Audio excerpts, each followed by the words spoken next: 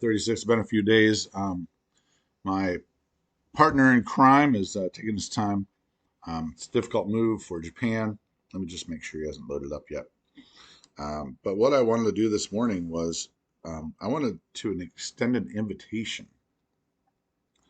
Uh, let's just see here. No, not yet.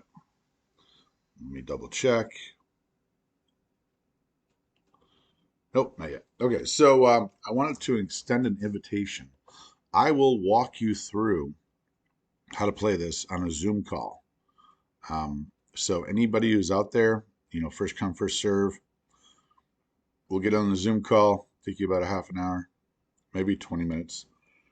And you can be up and playing with some of the best G40 players in the world. Now, um, if we looked over here into the categories, and we go all the way down to play board games, play online, play board games, you would find that the people are playing other board games besides Global 1940. You would find they're playing 1914. That one's a little tricky, and I couldn't walk you through playing that. They're playing balance mode. They're playing uh, D-Day. There you go, with good captain's balance. Um, 1914. Something called PTV, which is Path to Victory. 1942. Oh, wow, I'd like to get in on that. Version 3 rule set. I don't know what that is. Um, so anyways, that's just the PTV right there. So that's just a few things. And what I would teach you is I would teach you how to work with this right here, which is the the AAA platform. And you could see that there are lots and lots of different games. So that's an invitation out there. Put it in the comments, like, subscribe. Hey, say thanks, guys. I would appreciate it. Not that if you could, a like would be like a thank you, but a thanks, THX. Um, Obviously, it does something for me, but I think it's also courteous. Could I say that? That if you watch, it's not like if you watch for 10 seconds, okay, well, no big deal. But if you're watching for a while, I'd say probably pretty courteous to either say thanks or give a like. So I'm just going to show you that the Japanese player is in a bit of a pinch. Um, what do I think he's going to do? Uh, I think I think he's going to try to ignore these guys because I'm not sure he can do both. And he's got a lot to do. So he's got to take care of the situation in northern China. And then he wants to put more pressure down here, but he's short on ground troops, in my opinion. Uh, and then you got this Colossus down here. So he's got to protect his money island. So he wants to bring most of his navy down to the Philippines. So I would think he's going to do some pretty minor stuff. French Indochina, Yunnan, maybe Xinjiang. I think he's going to take out every Chinese troop he can take out because it feels good. It's kind of a feel good move. Um, and then, I mean, he could take the Hawaiians with a single transport, but I mean, he can't really do the naval push in there as strong as that looks. 2, 4, 8, 11 plus 3 more hit points. I've got all these fighters that can land on either of these 3 islands, plus the sub and cruiser, plus all those. So I don't think that works for him.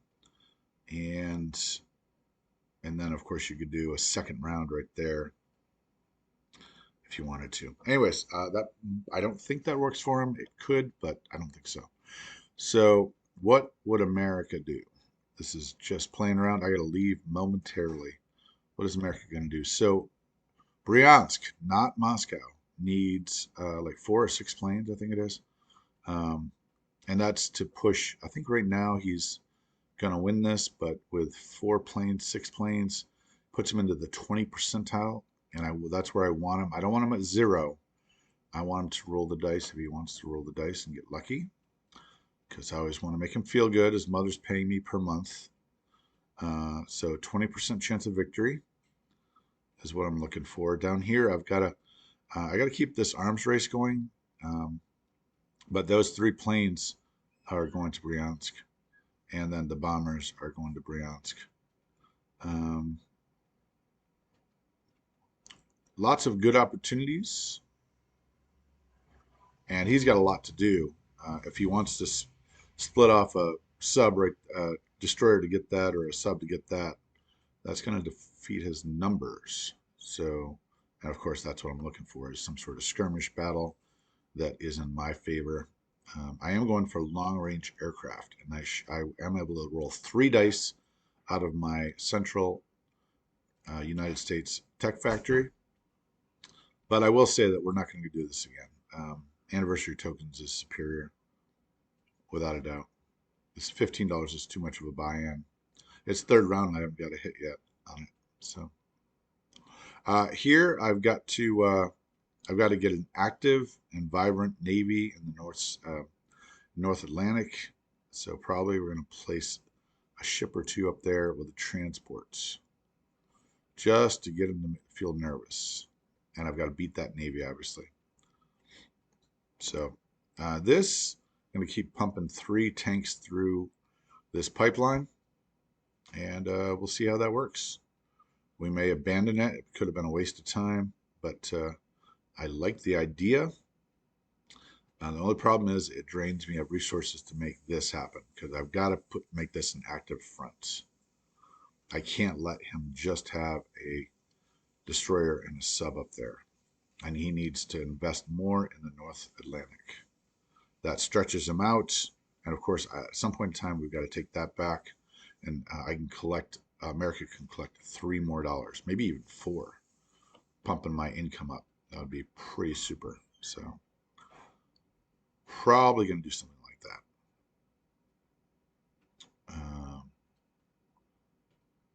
Yes, that is probably what we're going to do, is bombard that Morocco, hit it with 4 units, hope for the best. And a bombardment. Oh, the bombers can help out. 1, 2, 3. 1, 2, 3, 4, 5, 6. No, they cannot. That bomber is headed for Bryansk anyway, so. Although those 2 bombers can make it. Sure I can't make that? All right. Well, that's what I want to do, is get an active front in this area. I want to start eating away at that front. I want a small investment right there that just keeps them on the arms race plan, realizing that I also am on the arm race, and I'll send, obviously, subs into those areas to convoy. Then he has to get destroyers so that he can has to buy destroyers, or unless he wants to be convoyed. And I've got 1, 2, 3 subs in those areas right now. Then the Russian is going to continue south. This is not as much of a stalemate. Well, those units are all pinned, but I've got the ability to. Well, I'm not sure I can get the edge on it, but I've got a lot of resources in that area. Make me feel pretty good. And then these planes want to go to Calcutta as soon as they're resupplied by those planes and those planes. So I'm going to funnel planes into this area right here, and then into Calcutta and where I want to go. And that should give me the numerical advantage in Eurasia. This is the tricky one. Oh, that's not tricky. I've only got 1 troop there. That sucks. That was a miscalculation. 1 more troop to Morocco. So 5 against, and a bombardment versus 4. A bunch of 1s, though.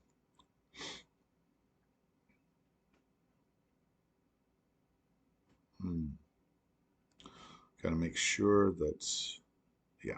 All right, so that's what I'm thinking is that it's incremental Smash Mouth incrementalism. Brion's Colds. Um, grab that and get it done. Keep up the arms race there. Start chipping away at that, even if I have to take the British in. Roll some more money into the coffers and away from the Italians, who are too rich right now. And then outproduce down here, whether it be through airplanes coming from the West Coast or from the transport coming out of Egypt. All right, that's what we're thinking. Long game, probably around 15, 20. He gives up because he can't make gains. Um, and the and those Russians have some fight in them with that 18 artillery. Okay, that's crack it out. Uh, Inviting you to join the party on accessanalyze.org. I will personally walk you through it with a Zoom call. Crack it out.